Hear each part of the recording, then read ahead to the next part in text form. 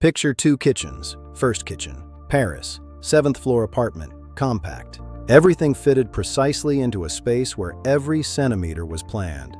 And in the corner, a refrigerator about the size of a filing cabinet. Narrow, waist-high almost. Enough space for a few days of food and nothing more. Second kitchen, Ohio, suburban house built in 1987. Counter space running along two walls, a kitchen island. And in the corner, a refrigerator so large it has two doors side by side with an ice maker built into the front. A machine the size of a wardrobe that could store enough food to survive a week without leaving the house. Same appliance, completely different scale, completely different philosophy. And if you asked most Americans why their refrigerators are so much bigger than the ones in Europe, they would tell you Americans just eat more. Or that American houses are bigger, so American appliances are bigger. Or simply that this is the way it has always been. None of those explanations hold up. Because the American refrigerator was not always this size. It grew, deliberately, in response to a specific set of changes that happened to American life in a specific order across a specific 30-year period. And every one of those changes had nothing to do with hunger. To understand the American refrigerator, you first have to understand how Europe never needed a bigger one. In most European cities, the rhythm of food shopping was shaped by geography. Markets were close, walking distance or a short bicycle ride. Open daily or near daily, a person could buy bread in the morning, pick up vegetables on the way home from work, stop at the butcher twice a week. Food moved from market to kitchen to table in a short cycle. There was no reason to store large quantities at home because the supply was never far away and it was always fresh. This was not a cultural preference. It was an infrastructure reality. Dense urban planning put shops within reach of people who had historically not owned cars. Small kitchens in older European buildings were designed around the assumption that fresh food would arrive frequently rather than being stored in bulk. The refrigerator in a Paris apartment is small because the apartment was built in 1920 and the kitchen was designed for a way of life that had existed for 200 years before electricity arrived. That infrastructure shaped the habit, and the habit shaped the appliance. European refrigerators stayed small because European life never demanded they be anything else. American life went in a completely different direction. For most of American history, food shopping looked similar to Europe. Small shops, local markets, frequent purchases. The icebox in an American home before refrigeration held a few days of food at most because that was what the shopping pattern required. Then three things happened in close succession, and each one pushed in the same direction. The first was the automobile. By the 1920s, car ownership was spreading through the American middle class faster than anywhere else in the world. A car did not just change how people traveled. It changed how far they were willing to go for ordinary tasks, including shopping.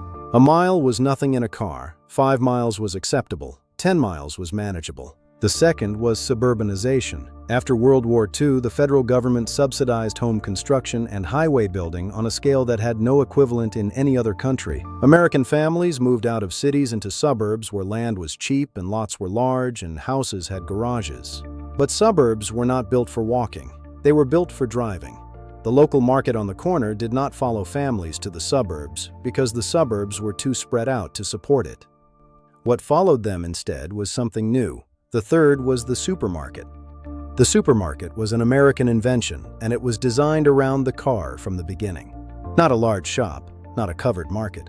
A supermarket. A single enormous store with parking for hundreds of cars offering every category of food under one roof. Offering every category of food at prices made possible by buying at a scale no neighborhood shop could match. The first true supermarket is generally credited to King Cullen, which opened in Queens, New York in 1930.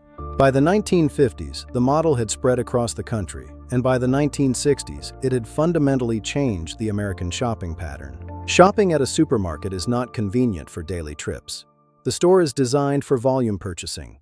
The parking lot assumes you are arriving by car and leaving with bags. The layout routes you past every department so that a trip for bread becomes a trip for bread, plus everything else you might need for the next several days. The weekly grocery run was born from this design. Americans did not decide to shop once a week because they were lazy or because they liked big refrigerators. They began shopping once a week because the infrastructure made frequent small trips inefficient and infrequent large trips logical. The car made distance irrelevant. The supermarket rewarded bulk purchasing. The suburb made daily walking to a local shop impossible. And all of that food bought once a week had to go somewhere when it got home. The refrigerator manufacturers saw what was happening. Through the 1950s and 1960s, American appliance companies were watching the shopping pattern change in real time. Consumer research was showing that American families were buying more food per trip and storing it for longer periods. The icebox-era refrigerator that held 3 or 4 days of food was becoming inadequate. Families were running out of space before the week was over. General Electric, Whirlpool, Frigidaire. They began competing not just on cooling efficiency or reliability, but on storage volume. Cubic feet became a selling point. The two-door refrigerator with a dedicated freezer compartment appeared in the late 1940s and grew through the 1950s. The side-by-side model with full-height refrigerator and full-height freezer arrived in the 1960s, each generation larger than the last. The refrigerator grew to accommodate the packaging. The packaging grew because the refrigerator could accommodate it, a feedback loop running for 60 years. The refrigerator grew to accommodate the packaging. The packaging grew because the refrigerator could accommodate it, a feedback loop running for 60 years. What the American refrigerator is actually storing is not just food, it is a shopping pattern built for a car. A weekly rhythm designed around a store that requires a parking lot. A suburban infrastructure that made daily fresh food shopping structurally impossible for most American families from the 1950s onward. The family in Ohio with the wardrobe-sized refrigerator is not greedier than the family in Paris with the waist-high one. They are operating inside completely different systems, different city design, different retail history, different transportation infrastructure. The refrigerator is just the appliance those systems eventually demanded. The size of an American refrigerator is not a statement about appetite. It is the end point of a chain of decisions made by urban planners and highway engineers and supermarket architects and appliance manufacturers across 30 years of post-war America. None of them were designing a refrigerator, but all of them made it bigger.